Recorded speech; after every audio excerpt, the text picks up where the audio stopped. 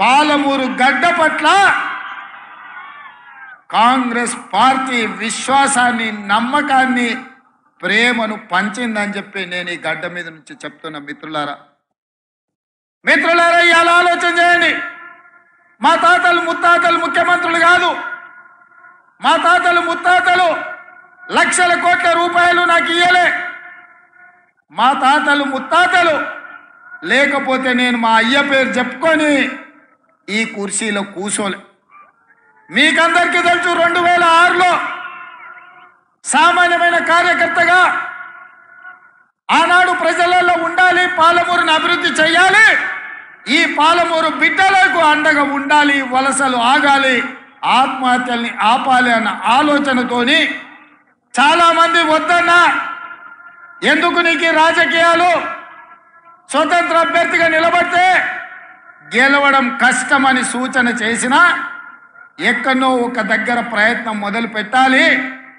ఎంత దూరం నడవాలన్నా, సప్త సముద్రాలు దాటాలన్నా మొదటి అడుగు వేయాల్సిందే కదా. అందుకే ఈరోజు నేను మొదటి అడుగేస్తున్నాను. 2006 జూన్లో మీ మీద ఉన్న నమ్మకంతో, జిల్లా మీద ఉన్న ప్రేమతోని మిడ్జిల్ మండలంలో జడ్పీటీసీగా స్వతంత్ర అభ్యర్థిగా నిలబడితే మిడ్జిల్ మండల ప్రతి పౌరుడు, ప్రతి కార్యకర్త అండగా నిలబడి ఆనాడు స్వతంత్ర జడ్పీటీసీగా నన్ను గెలిపించారు.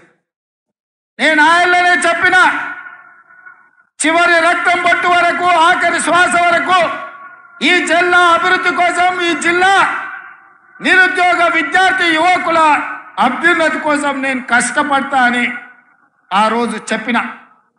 ఆ ఎల్లా ఎవరం మనం అనుకోలే.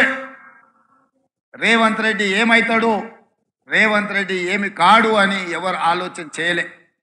కానీ ఒక మంచి లక్ష్యంతో మొదలు పెట్టిండు కాబట్టి మన బిడ్డ కష్టపడుతున్నప్పుడు మనం అండగా నిలబడాలి అని మిడ్జిల్ మండలం అంతా ఏకమై నన్ను జడ్పీటీసీగా మీరు గెలిపించారు, ఆశీర్వదించారు.